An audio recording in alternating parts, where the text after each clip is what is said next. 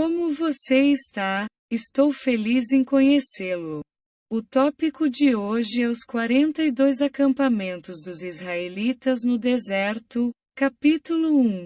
O autor é Abram Park. O número de acampamentos, 42.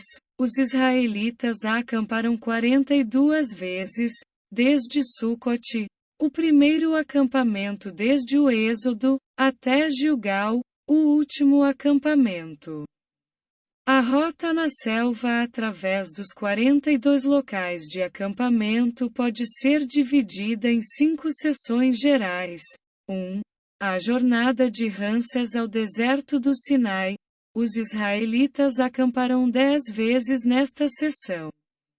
Eles partiram de Ramsés no 15º dia do primeiro mês do primeiro ano do Êxodo, Números 33 para 3, e chegaram ao deserto do Sinai no terceiro mês do primeiro ano do Êxodo, Êxodo 19 para 1, 2. A jornada do deserto do Sinai a Rifmã, Cádiz Barneia. Os israelitas acamparam 3 vezes nesta seção. Eles permaneceram no Monte Sinai cerca de 1 ano e partiram do deserto do Sinai no 20º dia do segundo mês do segundo ano do Êxodo, Números 10 horas e 11 minutos. É uma jornada de 11 dias do Monte Sinai a Cádiz Barneia, Deuteronômio 1 para 2. No entanto, levando em consideração todas as coisas que aconteceram em Taberã, Kibroth e Hata-Ava e Hazeroth, provavelmente teria levado muito mais do que 11 dias para mais de 2 milhões de israelitas. 3. A viagem de Rifmã, Cádiz Barneia, ao redor e de volta a Cádiz. Os israelitas acamparam 18 vezes nesta seção. De acordo com Números 20 para 1, eles voltaram a Cádiz no primeiro mês do 40º ano do Êxodo. Os israelitas partiram de Rifmã, que fica ao lado de Cádiz, e voltaram para Cádiz após 38 anos. Deuteronômio 2 horas e 14 minutos. 4. A jornada de Kadesh ao Bruquizerde. Os israelitas acamparam 6 vezes nesta seção. Arão morreu no Monte Hor no primeiro dia do 5º mês do 40º ano do Êxodo. Durante esta seção da viagem, Números 33 para 38. O ribeiro Zerde é um ponto de inflexão no deserto porque todos aqueles que foram contados entre as 603.550 pessoas no primeiro censo, Números 1 hora e 46 minutos, exceto Josué e Calebe, foram mortos a golpes e pereceram pelas mãos julgadoras de Deus. Deuteronômio 2 horas e 13 minutos.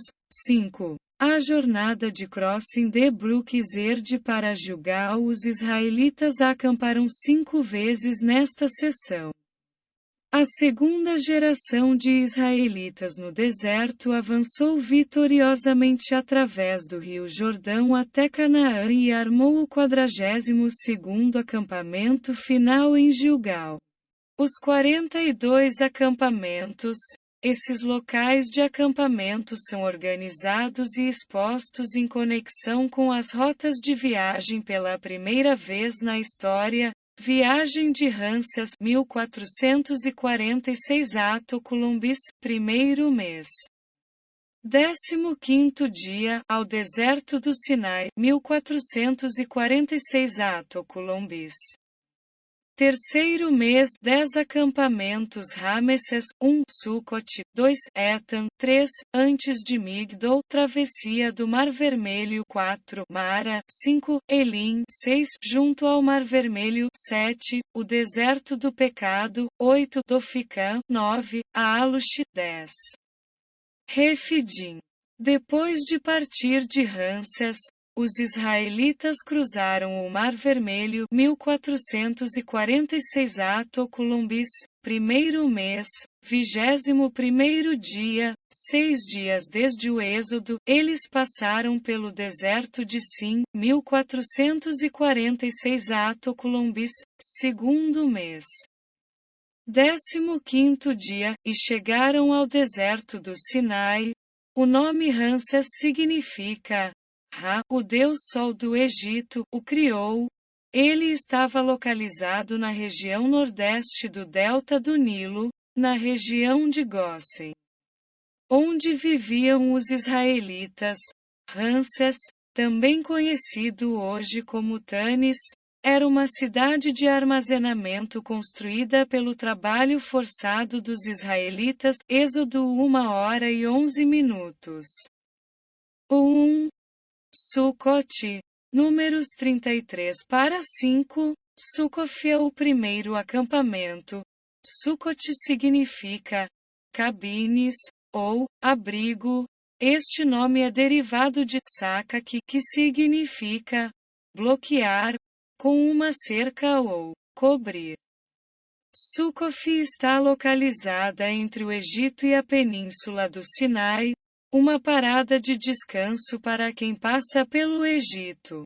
Ele está localizado a 32 milhas, 52 quilômetros, a sudeste de Ramsés.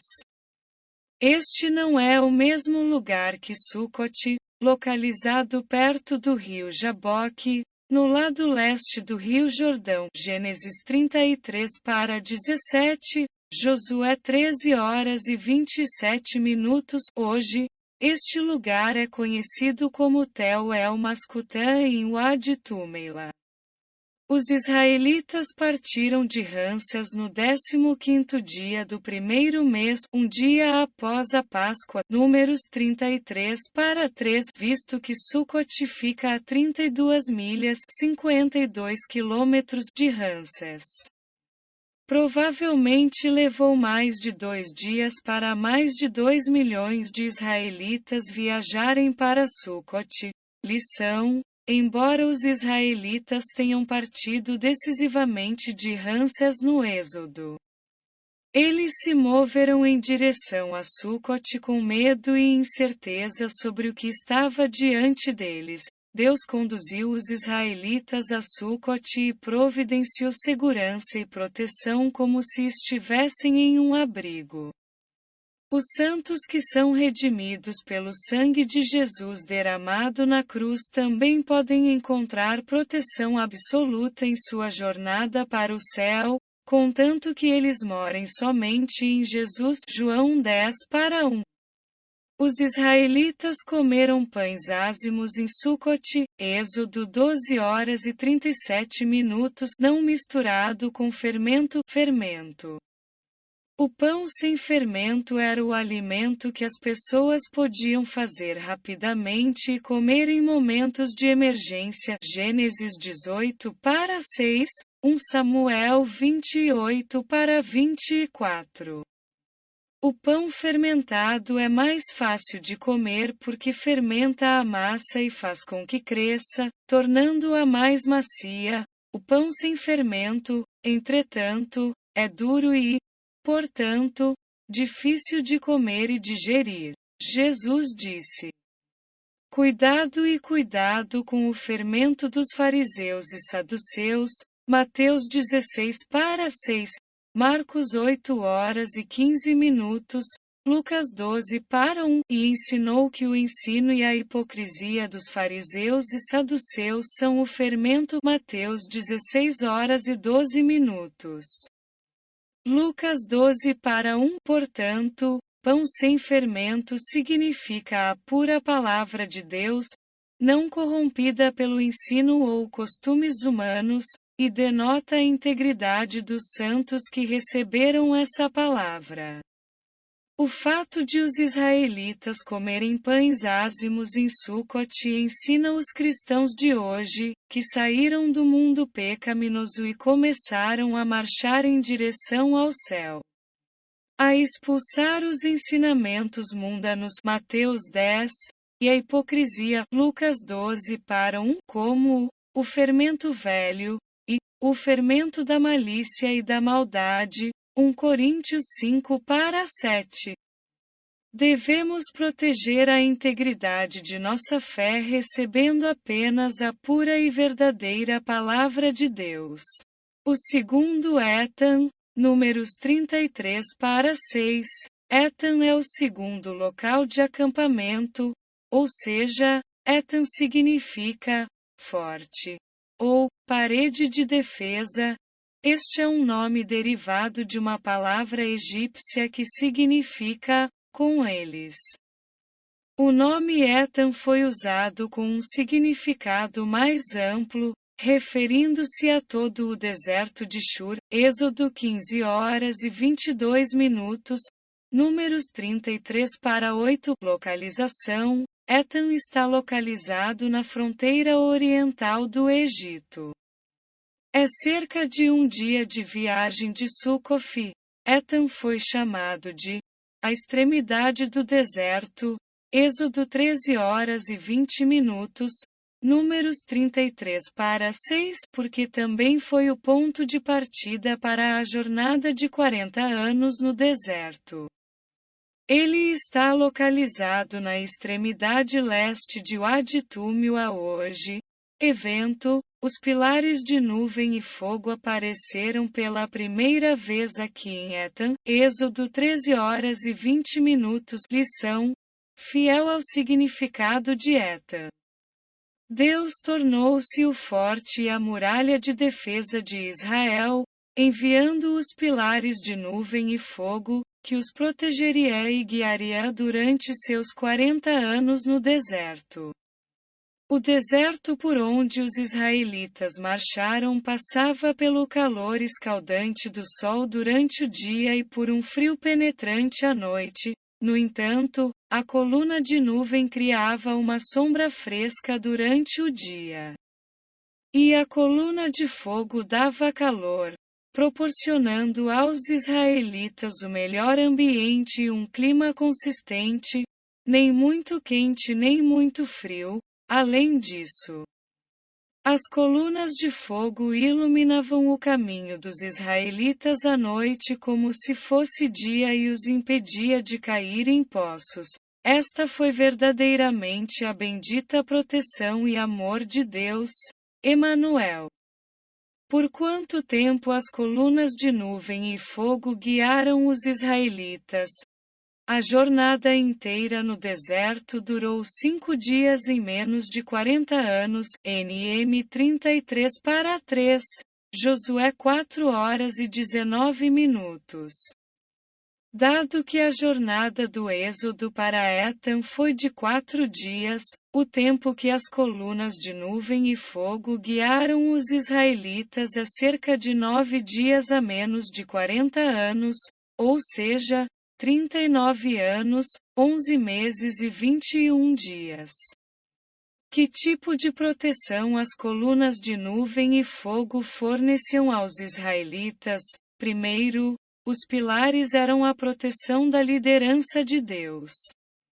Tudo o que os israelitas tinham que fazer era seguir a liderança de Deus enquanto ele avançava diante deles com a coluna de nuvem, assim como Números 9:17 testifica.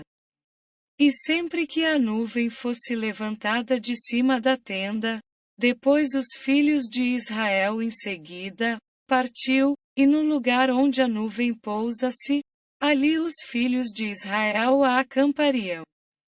Ao comando do Senhor os filhos de Israel partiam, e ao comando do Senhor a acampariam.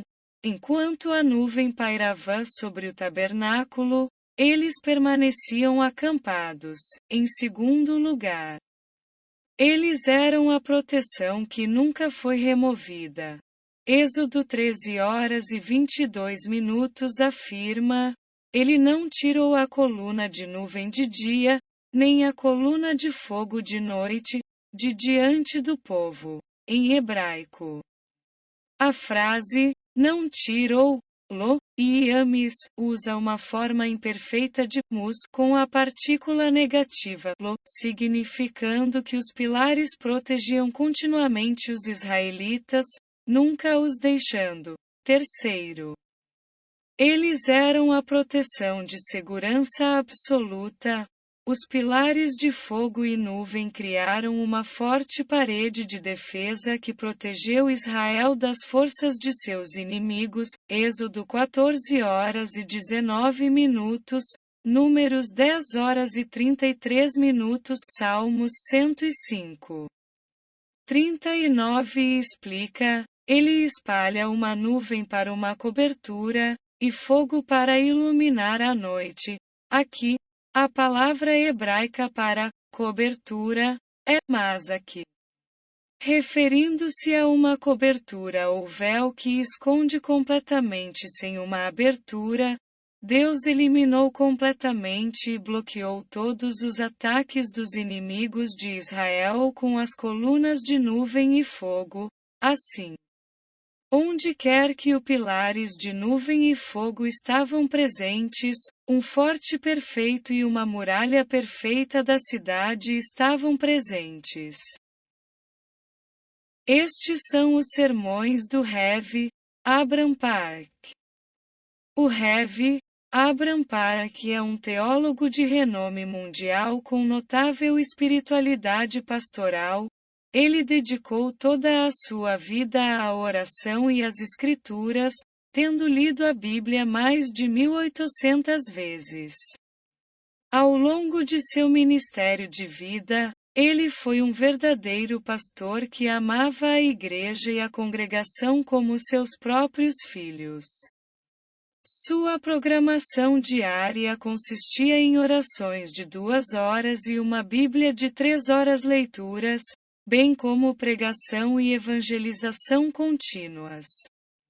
Com a convicção de que morrer é viver, ele orou nas montanhas por mais de 3 anos. Quando o sol se pôs, ele não fez nada além de orar. Quando o sol nasceu, ele não fez nada além de ler a Bíblia. Então, finalmente, um único raio de graça brilhou sobre ele.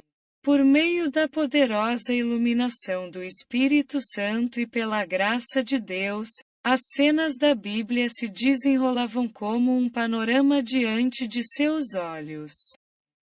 Essas cenas foram escritas em grandes folhas de araruta amarradas com um galho.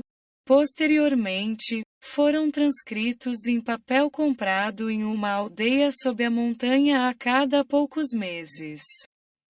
Foi assim que os sermões do Rev. Abram Park começaram.